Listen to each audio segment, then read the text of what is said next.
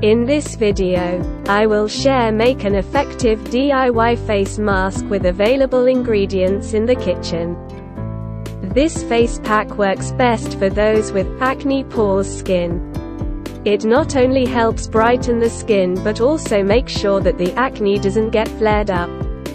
With acne-prone skin, this mask has 3 simple ingredients that suit almost all skin types. Ingredient number 1. 2 tablespoons of yogurt. Ingredient number 2. 1 tablespoon gram flour.